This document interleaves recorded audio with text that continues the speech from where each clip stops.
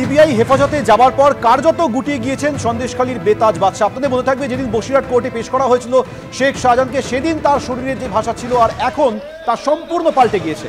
শরীরী ভাষায় এসেছে চোখে পড়ার মতো বদল। কেন্দ্রীয় বাহিনীর জওয়ানদের ঘেরাটোপে আজ মেডিকেল পরীক্ষার জন্য তাকে নিয়ে যাওয়া হয় জোকা ইএসআই হাসপাতালে।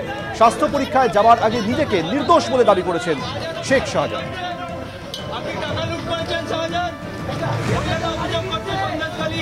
সম্পূর্ণ বদলে গিয়েছে তার শরীরী ভাষা। বসিরহাট কোর্টে যেদিন তাকে গ্রেপ্তার করার পর পেশ করা হয়েছিল, সেদিন তার যে শরীরী ভাষা ছিল আর এখন নিজেকে পুরোপুরি গুটিয়ে নিয়েছেন। কেন্দ্রীয় বাহিনী ঘেরাটোপে সিবিআই আধিকারিকদের উপস্থিতিতে সম্পূর্ণরূপে বদলে গিয়েছে তার শরীরের ভাষা। যখন তাকে তোলা হচ্ছে ইএসআই জোকা হাসপাতালে, সেই সময় ছবি দেখছে।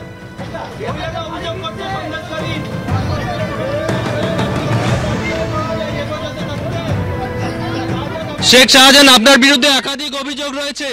আপনি কি বাংলাদেশেও টাকা পাচার করতেন? শেখ শাহজাহান, আপনি কি বাংলাদেশে টাকা পাচার করতেন? মহিলারা আপনার বিরুদ্ধে একাধিক অভিযোগ করেছে। শেখ শাহজাহান, শেখ শাহজাহান, মহিলাদের একাধিক অভিযোগ রয়েছে আপনার বিরুদ্ধে। আপনি জমি লুট করতেন, টাকা লুট করতেন। শেখ শাহজাহান, আপনি জমি লুট করতেন, টাকা লুট করতেন। সব মিথ্যা, সব মিথ্যা। প্রমাণ হবে, বিচার একদিন হবে।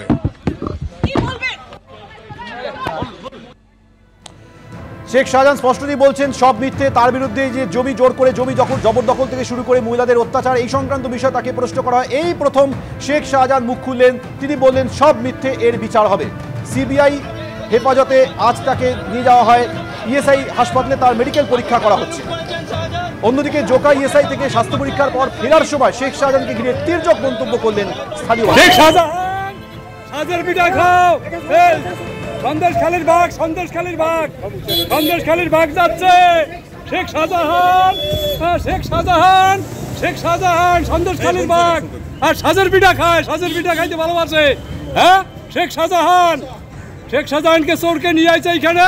হ্যাঁ, মানুষের অসুবিধা, মানুষকে শেষ করে দিয়েছে। হ্যাঁ, শেখ শাহজাহান। আমি এখানকার জনসাধারণ। আত্মবিশ্বাস পাচ্ছেন সাধারণ মানুষজন। এতদিন পর্যন্ত যে শেখ শাহজাহানের ভয় তারা গুটিয়ে থাকতেন, সেই শেখ শাহজাহান এখন সিবিআই হেফাজতে, আর তাই রীতিমতো তির্যক মন্তব্য শোনা গেল স্থানীয় বাসিন্দাদের।